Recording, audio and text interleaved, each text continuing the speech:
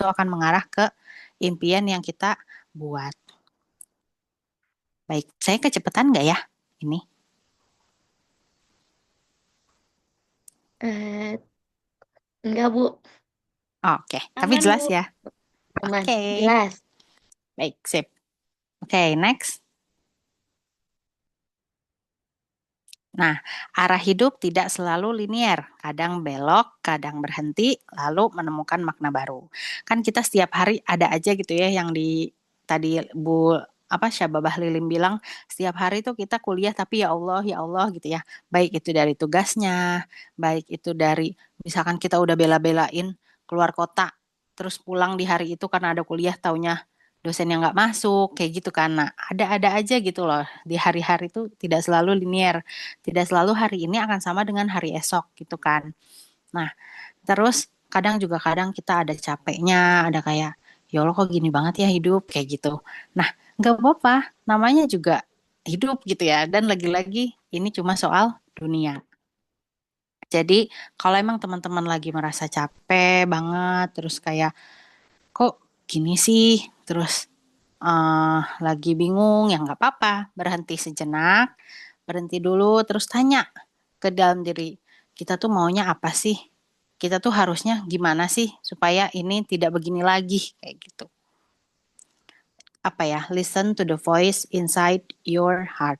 Kadang kita tuh sebenarnya hati kita tuh dan otak kita itu kadang bicara dari dalam diri kita. Tapi kita tidak mendengar karena apa? Karena kita selalu dengar yang apa-apa orang lain bilang. Orang lain itu kan di luar kita kan. Nah, yang kedengeran itu yang selalu yang di luar kita. Yang di dalam kita itu kadang tidak terdengar karena kita terlalu peduli dengan apa yang orang lain bilang tentang kita. Kayak gitu. Jadi nggak apa-apa, pause dulu, berhenti, terus berpikir, apa sih sebenarnya yang kita mau? Apa sih yang bisa membuat saya tuh semangat hidup gitu? Apa sih yang sebenarnya saya tuh pengen raih kayak gitu? Temukan hal itu. Tanya kepada diri sendiri. Kayak gitu ya. Oke, next. Nah, ini dia yang refleksi yang saya maksud. Apa sih yang membuat saya merasa hidup dan berguna? Saya tuh berguna kalau ngapain? Oh, misalnya saya pintar masak nih. Walaupun misalkan saya backgroundnya PBA ya, tapi saya tuh suka masak gitu sehari-hari. Saya pengen eh, apa ya? em, Ingredients dan cara masak saya itu ditiru orang supaya mereka jadi bisa masak juga kayak gitu. Nah, itu hal yang membuat teman-teman hidup dan berguna. Caranya gimana? Ya bagikan itu, buat reels tentang masak atau bagiin di YouTube atau simply ngerekam terus bagiin di status WhatsApp kayak gitu kan itu berguna bagi yang melihat kan. Kayak misalkan kita ngasih tutorial masak ayam woku. Nah, terus yang ngelihat, terus dilihatnya, oh gampang nih kayaknya resepnya si ini.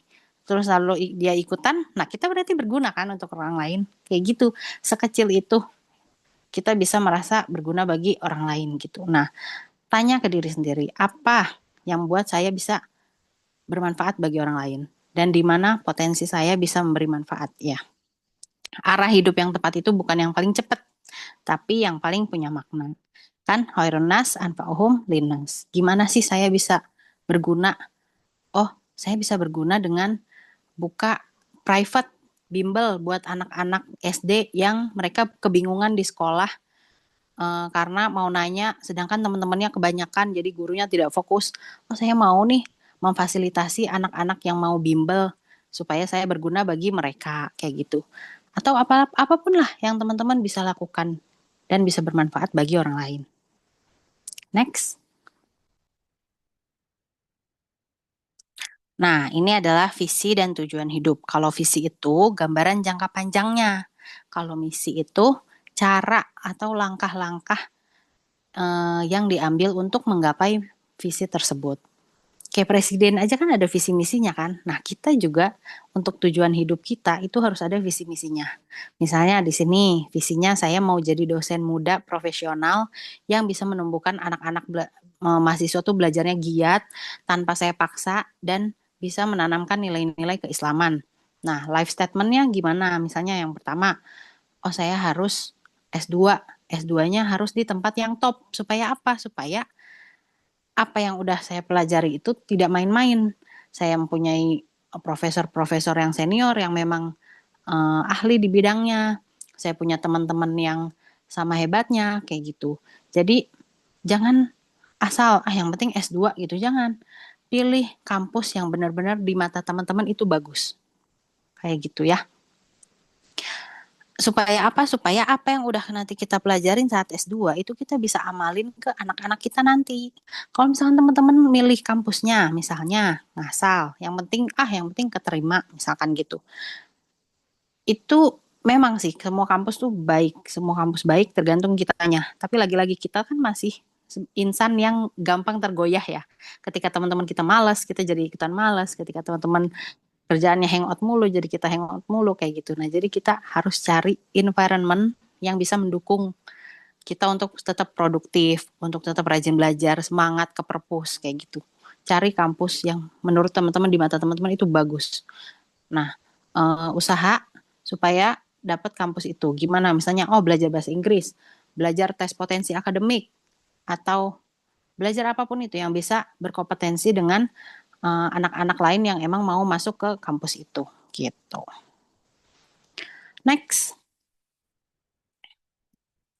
Nilai dan prinsip muslimah. Nah, tadi kan bingung ya, kayak cewek-cewek itu bisanya ngapain sih? Paling abis nikah itu menikah.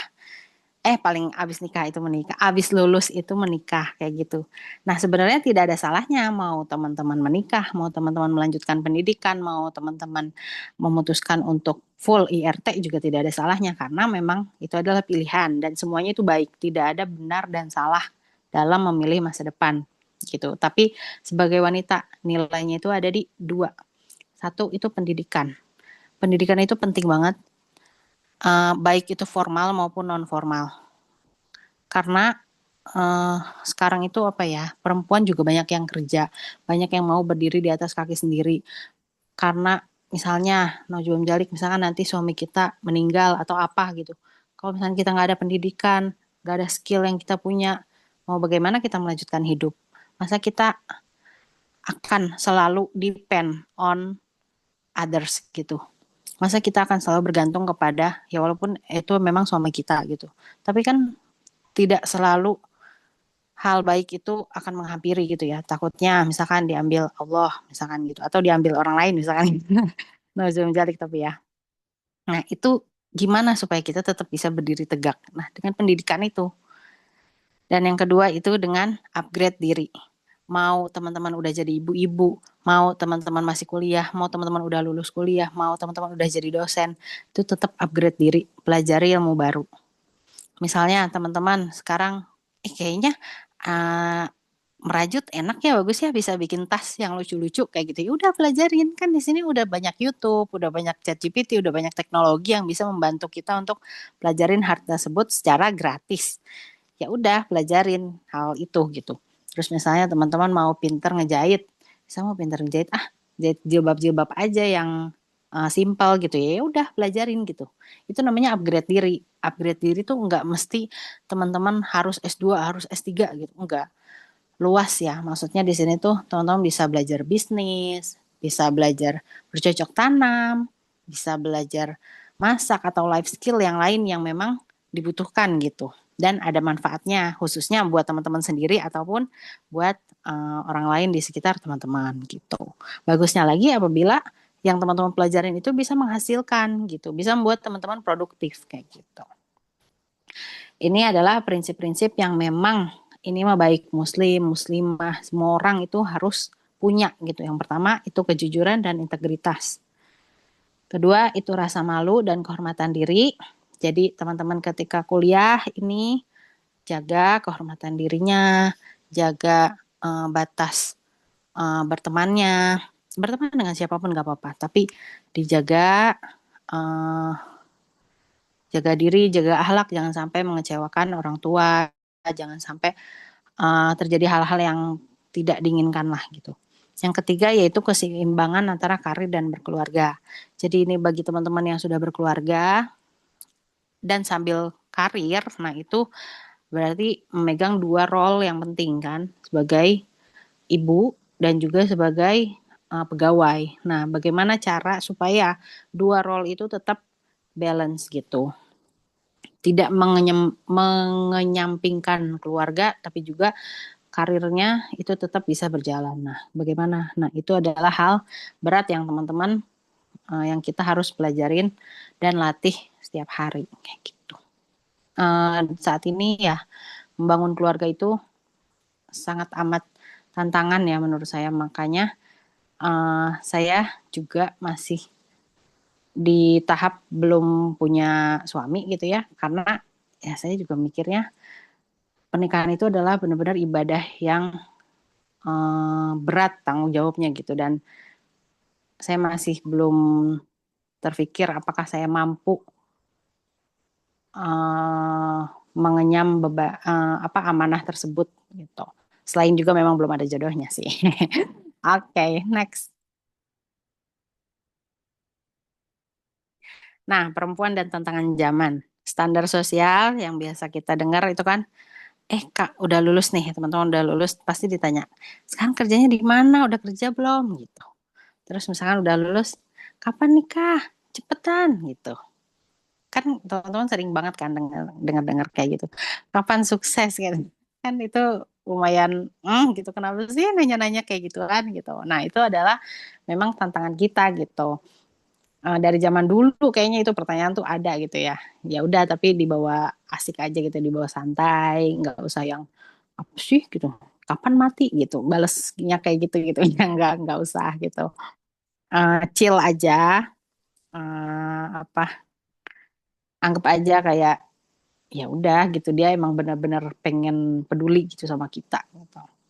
Tantangan digitalnya itu perbandingan diri dan tekanan media sosial. Kayak misalkan kita lihat teman kita udah punya anak, udah honeymoon ke Inggris, ke Paris, ke Jerman kayak gitu. Jadi nyanyi ya. Uh, Terus apa misalkan udah punya perusahaan sendiri kayak gitu. Ya udah namanya juga hidup masing-masing individu kan berbeda gitu. Jangan menjadikan itu perbandingan kayak ih kok saya belum bisa jadi apa-apa ya gitu. Ya udah coba gitu, tanya ke diri sendiri bisanya jadi apa gitu. Usahain hal tersebut dengan maksimal. Jangan cuma merasa minder dengan apa-apa yang udah teman-teman kalian raih.